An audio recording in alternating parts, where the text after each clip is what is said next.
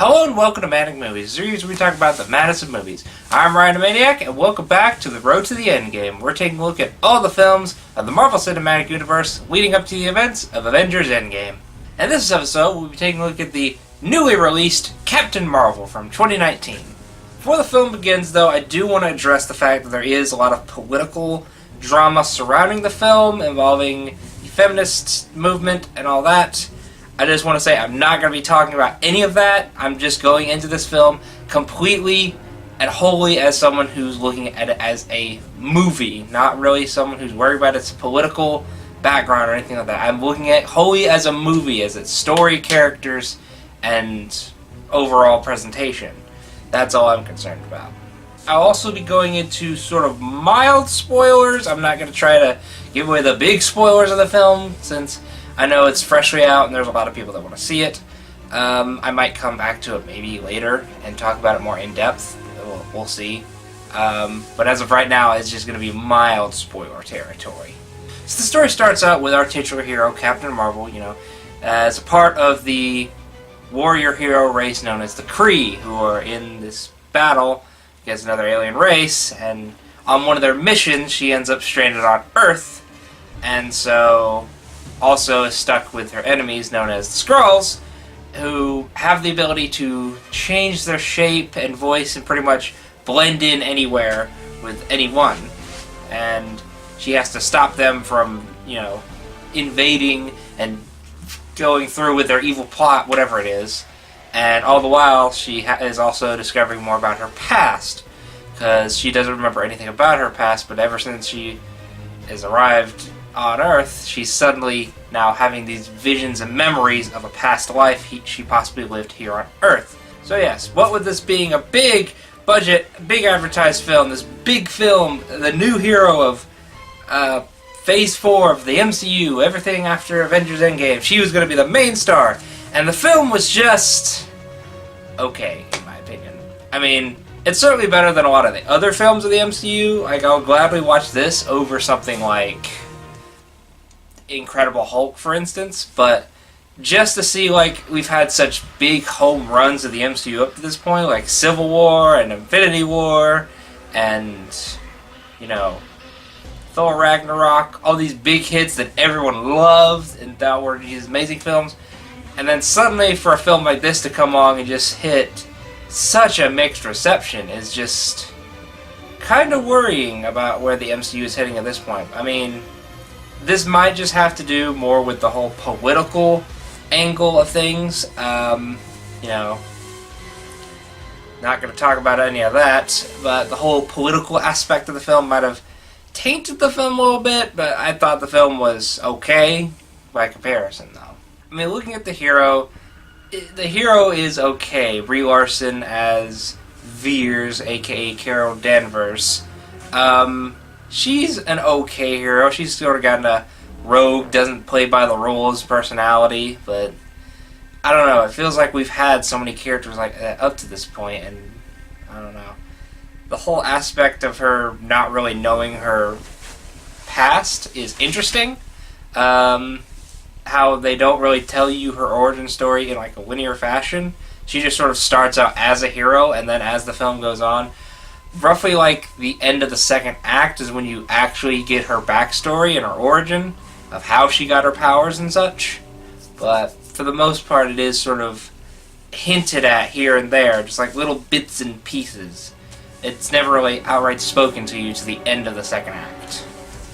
But as the hero herself, she's okay. I mean, she doesn't really do a whole lot aside from mostly just be confused about her past and interacting with the other characters in the film.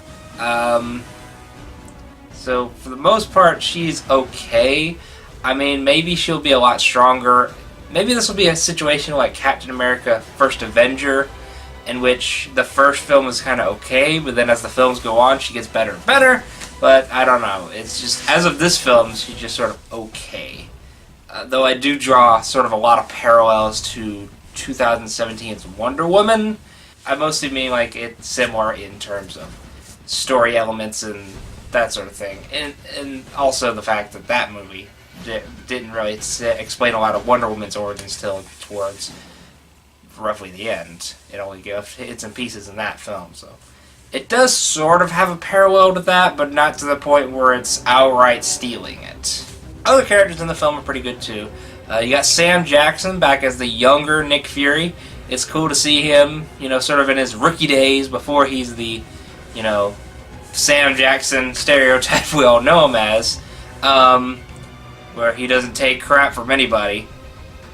It was nice to see him as sort of a more laid back and unassuming thing, in which he's not really constantly worried about alien threats, because at this point he doesn't have any idea about alien threats. As far as he knows, there's just Earth, and that's it. But then this random warrior woman comes along and is like, hey, guess what? I'm an alien warrior, and there's other aliens who are trying to invade your planet. He's like, oh, well, that's interesting. You also get to see a young Coulson, who's pretty cool. It was nice to see, in addition to him, after, well, in the events of the film, having been seeing him since 2012, but he's been still going on in Agents of S.H.I.E.L.D., so it was nice to see him back again, like in sort of his early S.H.I.E.L.D. days, before when he becomes the main Agents of S.H.I.E.L.D.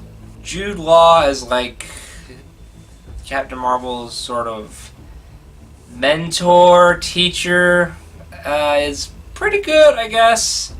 Aside from that, there's not really a lot of characters there, aside from people that exist, or just Easter eggs for other films, like Ronan the Accuser makes an appearance.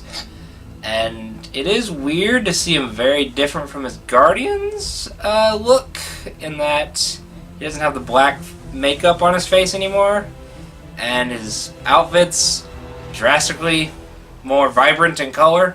But aside from that, he doesn't really do much in the film aside from be there. It was interesting to see more of a proper introduction to the Kree in this film as well, due to the fact that up to this point, mostly all the MCU ever really did with them is sort of leave hints and pieces of them. Like, you get little elements in Agents of S.H.I.E.L.D. and a little bit in Guardians of the Galaxy, but for the most part, they don't really delve into the Kree all that much. That being said, though, they don't really delve into them that much in this film either.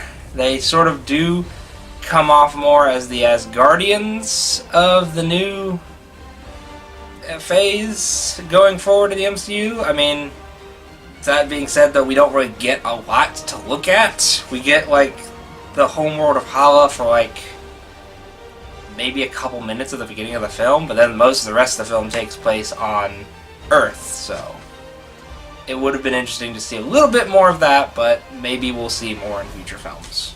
I did like the fact that the setting of the film was in the 90s of Earth, so we don't have to deal with all the technical mumbo-jumbo we've had in the MCU up to this point with, AI robots, or that sort of thing, or advanced suits that you fly around, that sort of thing. All we had really up to this point was dial-up internet, Blockbuster, Radio Shack. We get and it's not one of those movies that takes place in the 90s that's like shoving it in your face, be like, hey, look, it's 90s. It's well balanced. I mean, sure, there's moments where it's like, hey, guess what, 90s, ha ha ha. But it's not to the point where like the entire film is like, hey, look, this is in the 90s, this is in the 90s. You remember the 90s, kids? The Skrulls in this film I thought were really cool. I liked their look and their design, and I liked the fact that it was actually makeup and not just CG plastered on somebody. It looked like an actual person, an actual creature was there. I always appreciate it when films, actually use proper makeup instead of just CGing something. Not to say CG is bad, I mean, look at Groot, but I don't know, every now and then you just want something physical there as opposed to something that's clearly not there. And I like the whole way they transform and shapeshift and that sort of thing. That's pretty cool. Stan Lee actually has 2 appearances in this film. His main cameo in the film is that of a citizen on a subway pretty early on in the film, roughly maybe the half-hour point, in which Captain Marvel is looking for a Skrull on a subway, and she passes by him reading from a script reciting the phrase, "Trust me, believers," or something like that.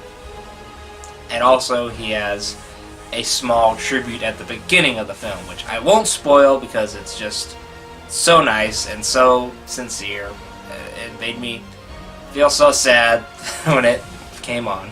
But I think really the ultimate problem of the film is the fact that all the advertising built up Captain Marvel to be this big, strong, independent woman, but for the most part, she doesn't really do a whole lot in the actual film. She mostly just wanders around, disobeys orders, and is constantly in confusion about her past. She doesn't really end up doing a whole lot throughout the film. I mean, she fights. She can clearly hold her own, but you don't really see a whole lot of her fighting in the film. It's mostly just her working with Nick Fury to discover what the Skrulls are up to, and also trying to figure out more about her past. You don't really see her really do anything, except maybe towards the end of the film.